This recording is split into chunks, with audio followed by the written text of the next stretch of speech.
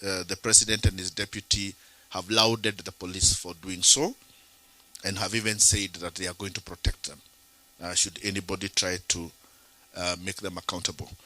The converse of it is that when students and young people in Uasin Gishu said that they were going to demonstrate, unlike the reaction with Azimio, where our call for protest was immediately met with a warning and a cancellation of the demonstration, that did not happen and has not happened when demonstrations are called elsewhere, which makes it very clear that these demonstrations, these actions are aimed at intimidating Azimio.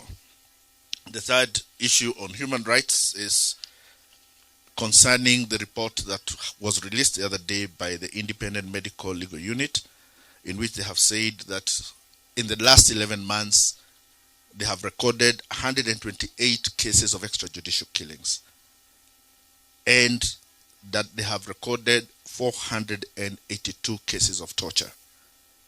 They say that in those 11 months, the torture cases have doubled. And in a similar time last year, the number of torture cases were 232, which means the Kenya Kwanza regime has possibly now won the highest rate of torture cases that we have seen. Now, in that circumstance, what our prognosis of the future is, I think Kenyans should expect that we are going to face much more brutality. And the reason for that is from the economic picture that we've been given, and what Governor Nderito has told us is that things are going to get worse. But governments that are unable to solve your economic problems, the way they deal with the political consequences of it is to become more brutal. So let us expect that we shall have much more intimidation, there will be much more abuse of rights, there will be increased police brutality, there will be more torture, and invariably many more people will die arising from the failures, economic failures of the Kenya Kwanza government. That is our prognosis on that matter. The second head is on undermining governance. We have seen and we started this regime with a removal of all corruption cases from the people who were close to it. And our submission of it is that there seems to be a very subtle policy of ensuring that the Kenya Kwanza government appoints corrupt individuals in all spheres of government. And if your idea of what you want to do with government is do business, then one of the things you do not want is to have anybody of integrity in a place of responsibility. Which brings us to the second issue, which is the contempt for ethics. And again, Chapter 6 provides for the ethical standards of government.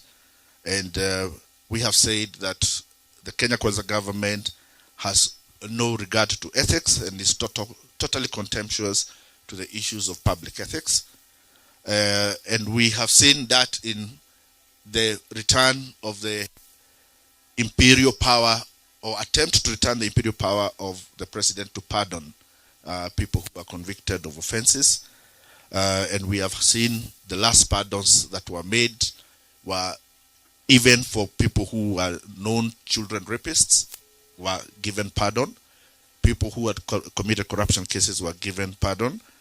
And this is one of the things that Azimio will be going to court to challenge for purposes of ensuring that president cannot create impunity by attempting to promise people that the president can forgive you for if you are found guilty of a crime. And we have already seen that being employed where the police are concerned. The third is about the threats to the judiciary.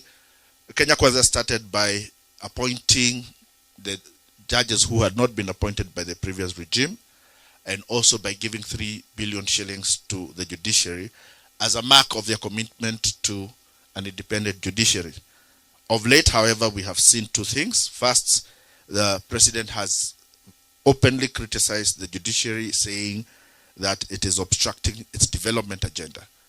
And the reason for that is that the judiciary has stood against the executive when it has attempted to abuse its powers. And also recently we have seen another attack where the president has said that he's going to take action on corrupt judges. Now, we have a Judicial Service Commission, and it is the Judicial Service Commission that deals with all issues concerning judges.